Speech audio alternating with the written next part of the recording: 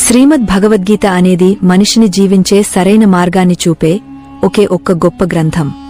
ఈ గీత జీవితంలో ధర్మం, కర్మ, ప్రేమ అనే పాఠ్యాలను నేర్పుతుంది.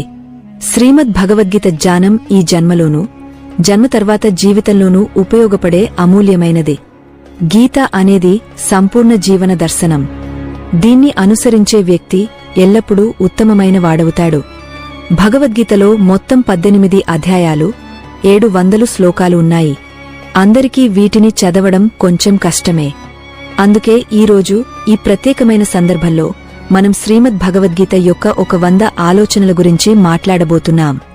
ఈ ఆలోచనలు తెలుసుకుంటే మీరు గీత యొక్క నిజమైన అర్థాన్ని అర్థం చేసుకోగలరు. ఈ ఆలోచనలను ప్రతిరోజు రాత్రి నిద్రపోయే ముందు వినండి. రండి, శ్రీమద్ భగవద్గీత యొక్క 100 ముఖ్యమైన ఆలోచనలను తెలుసుకుందాం. భగవాన్ శ్రీకృష్ణుడు ఇలా అంటాడు: వెలుగు జ్యోతి చీకటిలో ఎలా ప్రకాశిస్తుందో అలాగే సత్యం కూడా మెరిసిపోతుంది. అందుకే మనిషి ఎప్పుడూ సత్యం దారిలో నడవాలి. మరణం అనేది ఎవరు మార్చలేని అట్టమట్టి సత్యం.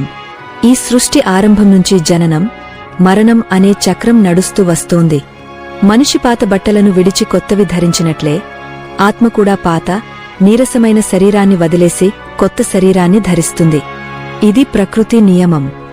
ఈ సత్యాన్ని అంగీకరించి భయం లేకుండా ఈ క్షణంలో జీవించాలి. జ్ఞాని ఎవరైతే చనిపోయిన వాళ్లకోసం శోకించడు, బతికున్న వాళ్లకోసం కూడా శోకించడు. ఎందుకంటే చనిపోయినవాడు మళ్లీ జన్మిస్తాడని, బతికున్నవాడు ఒకరోజు తప్పకుండా చనిపోతాడని అతనికి తెలుసు. కర్మ ఒక్కటే అసలైన ధర్మం.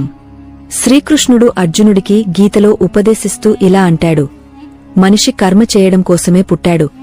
కర్మ లేకుండా ఎవరూ ఉండలేరు. ఫలితం గురించి ఆలోచించకుండా మనిషి తన కర్తవ్యాన్ని నిర్వర్తించాలి. కోపం మనిషిని నరకానికి తీసుకెళ్లే ద్వారం. కోపం వల్ల మనసు అశాంతమవుతుంది. ఆవేశంలో మనిషి తనకు తానే హాని చేసుకుంటాడు. కృష్ణుడు ఇలా అంటాడు: మనిషి కోపం నుంచి దూరంగా ఉండాలి.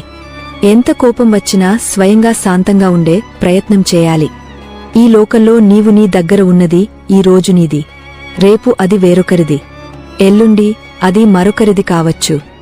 నీవు ఈ లోకంలో ఖాళీ చేతులతో వచ్చావు, ఖాళీ చేతులతోనే వెళ్తావు.